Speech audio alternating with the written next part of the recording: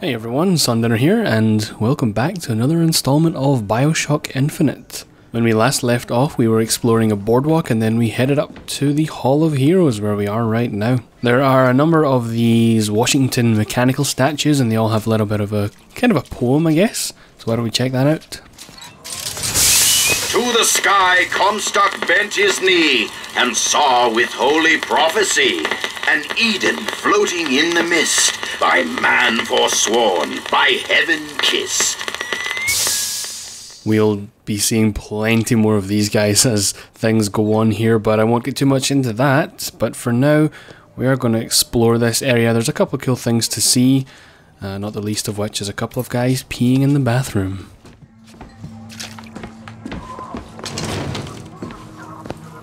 I see him! Die!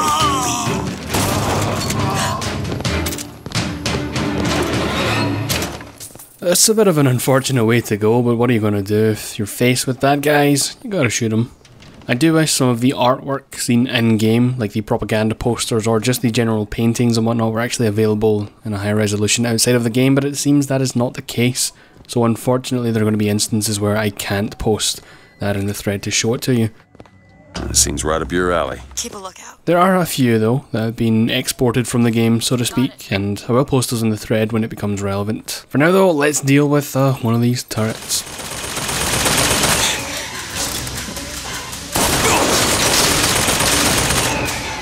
Now of course I could use possession here and just kill the thing, but I prefer a little bit more of a direct approach. That is to say, taking a shotgun to it and blowing it to smithereens. There is another locked safe in here. It does require 5 lockpicks, and I may come back at some point to get that, as with many areas in this game there's a little bit of backtracking available to us. Also, people were asking if I was going to use the carbine at any time, or the carbine. I apologise, I'm not proficient in my weapon name pronunciations, but I guess I'll use it for a while. I personally believe that it's a little bit overpowered, and that is not to say that I'm averse to using overpowered weapons in games to my advantage, but honestly I just prefer the shotgun, so for now we'll use this and then we'll switch back to the old faithful. For now though, a voxophone. I served 20 years of soldiering, and every heathen land I've known is less peopled for my passing. I hated no special enemy. Until now. Comstock. He's made a vaudeville travesty of my battles and cast himself as the White Knight. I called him out over it, and he stripped me of my rank. That man has never seen the savage face of war. But he will. So this Captain Cornelius Slate seems to know Comstock, and seems to report that Comstock doesn't know the face of battle, which is pretty interesting. I'm sure this will come up in many ways as we go on. Yeah, we might as well listen to this other mechanical Washington.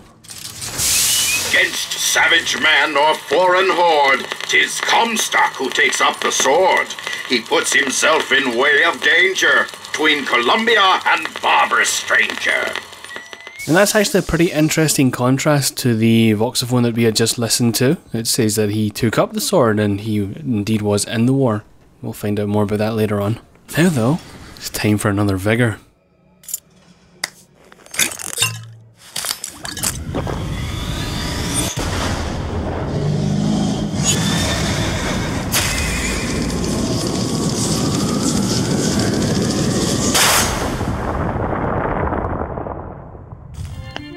Press to launch your enemies into the air.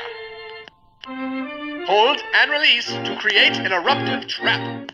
Bucky Bronco is definitely one of my favourite powers in the game, just because you can use it for some serious crowd control. I won't get into it too much now until I actually get to use it, but for now we're going to listen to a conversation among some soldiers.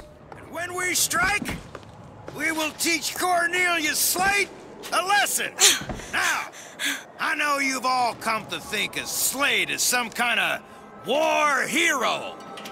But let me be abundantly clear. Cornelius Slate is no hero. He's been living down in Frankton so long that the man has gone native. If Slate had his way, the damn collards and potato eaters would be up at Comstock House running Columbia.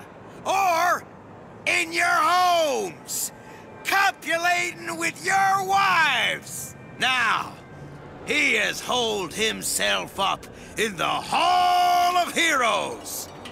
And it is our job to get him out, alive or dead.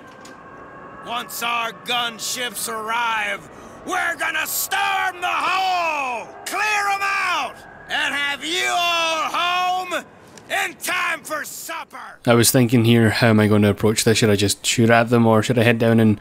In hindsight, I should have used Bucking Bronchi here, but I guess I go for the headshot. Don't worry though, I'll use it. Plenty. Flush him out!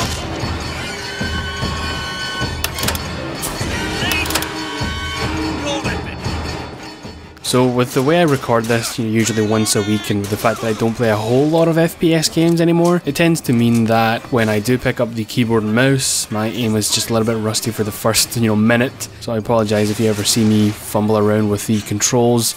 You might notice it going from this wonderful smooth control to just this jarring, awful mouse control. It's because I'm going for the controller to the mouse. I find playing with the controller is a lot easier for me to kind of relax as I explore a lot, whereas I need to switch to the mouse and keyboard just to make the combat sequences more tolerable both for you and for me. Perhaps I should play some of the combat DLC before recording just to get my aim into shape though. And of course it is hotly debated, the combat itself in the game. I tend to find it to be pretty visceral. The headshots are great, and I don't know, the gunplay is just fun. All the guns feel diverse enough from each other for me to enjoy kind of mixing it up, so I can't complain. Okay, on second thought, I think those tears of yours might come in handy next time we're in a scrape. Well, there has to be a tear around for my ears. You can't just pull them out of thin air. And oh yeah, I kind of forgot about the sentry down there, so let me just spam. And I have this tendency to come in and out of my aim down sights for whatever reason. I don't know why I do that, it just happens sometimes, especially when I'm in a panic realising, oh crap, I didn't kill a thing that's liable to end me and my enjoyable recording session. Nevertheless, let's go and explore this area. There's a couple of voxophones and things you might want to see. Who's that? Slade? I actually know the fella. Seems he's still got a knack for making enemies. The Hall of Heroes, that's where we're going to be heading. Up on the gondola. Not before we check out these stores on the side here. So let's head in there. Trying to spot the name of this one because I wanted to do them in a certain order. And for no particular reason other than that's what my little voxophone guide told me to do. To make sure I hit them all for the LP. And so that I don't forget them, because unfortunately my memory is terrible. Oh, it's a code book for a cipher. A secret message from the Vox Populi. Secret codes? The cipher should be around somewhere. So here's another one of those little miscellaneous side quests that pop up every now and then. We picked up a code book, which I think Elizabeth now has, and we can use that to go and find wherever it may be. There's usually something fairly obvious in the level that you can walk up to, and Elizabeth will decode it and give you some sort of hint towards what you're supposed to do. We'll get to that when we get to it, but there's a couple of them throughout the game, and I'm pretty sure I can hit all of them. They're all kind of within the way of where we're going anyway. Now though, with this voxophone, let's hear what Lance Corporal Vivian Monroe wants to say. God makes all kinds of soldiers, but he only made one Cornelius Slate. My father followed him up San Juan Hill, through the legations in Peking, and as he put it, through hell the order was given. At today's muster, Slate asked me if I was Sergeant Monroe's daughter. I said, yes, sir, I am. Slate said, your father always wanted a son. I hope the fool has wisdom enough to recognize his good fortune. Let's head outside and down to the fellow traveller to check out what is in there. And we might find something interesting.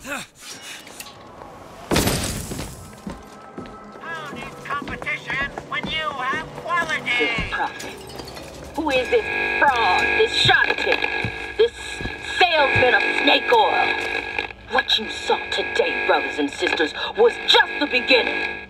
Zachary Comstock will hear our voice. His temple shall burn, and his idols of gold will melt and run in rivulets through the streets of Columbia. Looked up at the sky, told the moon his little... I really love when we get these radio plays that immediately turn back to the music. It just sets a really nice tone for the whole thing. I feel I should point out with these coin tosses, Elizabeth is actually scouting the rumour in for the coin, so it's coin that I would find anyway. But yeah, so it's not as annoying as it may seem, because she is technically doing what I'd be doing anyway. Hey! Booker, look! That's what the codebook deciphers, I'm sure of it. Huh. Let's see. Tip the hat to the Vox. Well, there must be more to this place than meets the eye.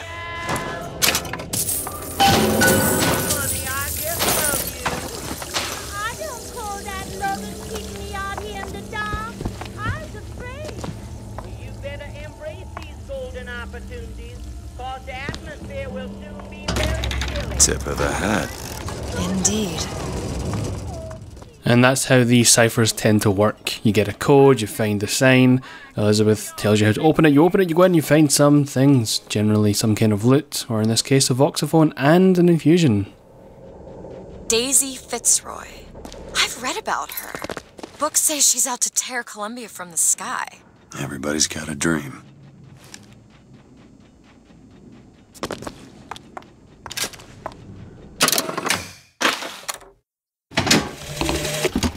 The one thing people need to learn is that fear is the antidote to fear. I don't want to be a part of their world. I don't want to be a part of their culture, their politics, their people. The sun is setting on their world, and soon enough, all they gonna see is the dark. So it's clear that Daisy Fitzroy is really starting to make her presence known. I'm sure it already has been there in the past, but at least to Booker and to the events ongoing, well, Daisy Fitzroy's popped up quite a lot, and now we have a bloody RPG. If this wasn't a first-person shooter, then I don't know what the hell it is. I'm even going to sacrifice my beloved golden pistol just to show off the RPG. Thankfully though, any pistol I pick up magically turns into my beautifully ornate and golden pistol, and I can get it back at any point throughout the game. And once we head out here, we're going to get a lovely opportunity to use our rocket launcher, so why not? Oh, how terrible. Unsuspecting victims blown up by a rocket-propelled grenade. I think there may actually be other guards patrolling the area, but I've managed to avoid them for now. I don't really think there's an aspect of stealth to this game so much as you can just kind of be far enough away from the AI that it doesn't automatically trigger to you. But whatever, let's check out this voxophone from the, well, unfortunately dead police officer. Got a tip there were contraband guns hidden in the fellow traveler. Didn't find them, but funny thing, we found some old uniforms under the floorboards from the war. Took guesses as to why they were there, but... Who's there? You're Slate, right? Sir? Put the guns down! Did you hear that, Comstock? That is the sound you have never heard. The sound of a soldier's end. Come to your Hall of Heroes. Prove me a liar. It really seems to be reinforcing how Comstock has never seen the face of battle or never been in any kind of conflict. I'm not going to say too much on that, that's up to you to debate and for the game to elaborate on. I just find it interesting that he's trying to reinforce it so much. He has it in his mind that that seems to be the case.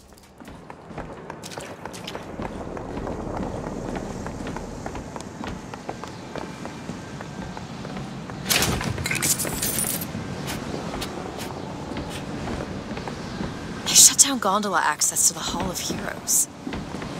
Must be because of what's going on with that man Slate. Well, I suppose we could take those skylines above us. We just need to find a way to clear off that cargo first.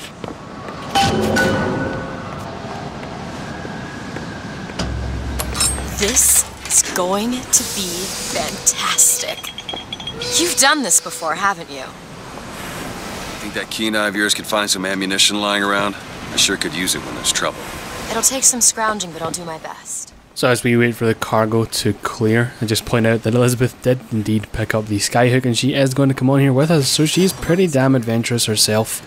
It's not that she's so fragile that she can't handle these types of things, and I find it pretty funny that her excitement was so high there to use that, because it is pretty damn fun. If she was playing BioShock, I think she would have an absolute blast.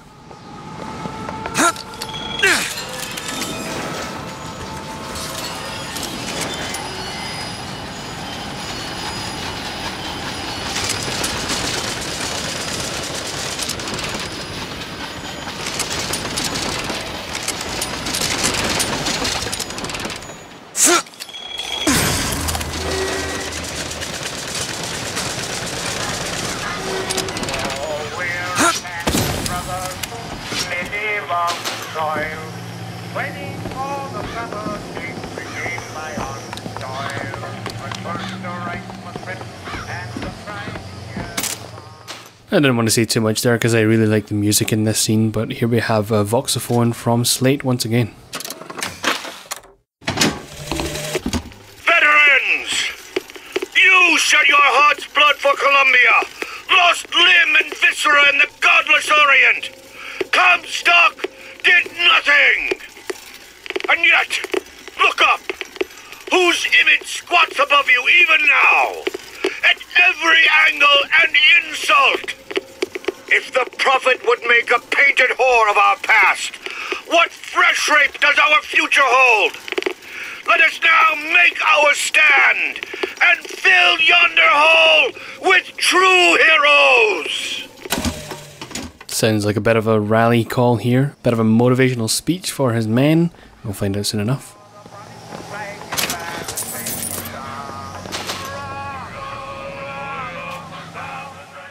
Oh, I couldn't resist picking up my pistol again. I'm sorry, I love it so much. Such a good weapon to use.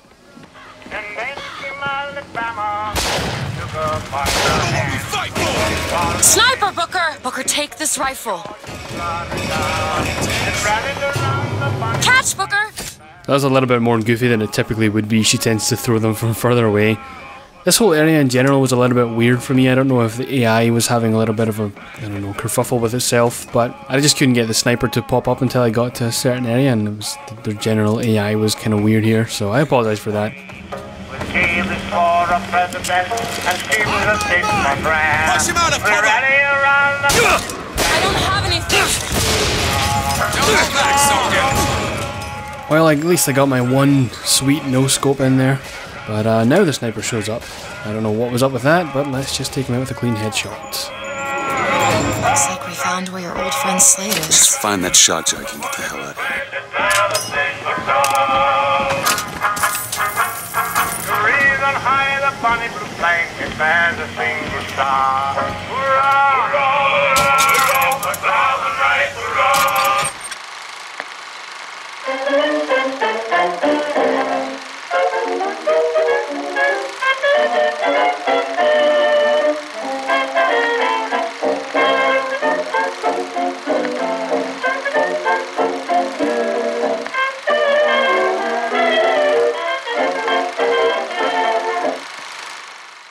So yeah, it just seems like Fink is the sole proprietor of all the technology you can find around Columbia that is not something pertaining to mystical powers of Lutece.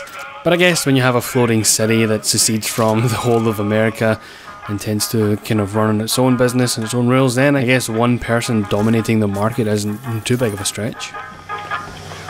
Cheer, boys, cheer, and raise a joyous shout. For North Carolina and Arkansas now have. Too rare is the man who takes a stand for God and sweetest fatherland. But here's the place where we revere the heroes of our city dear.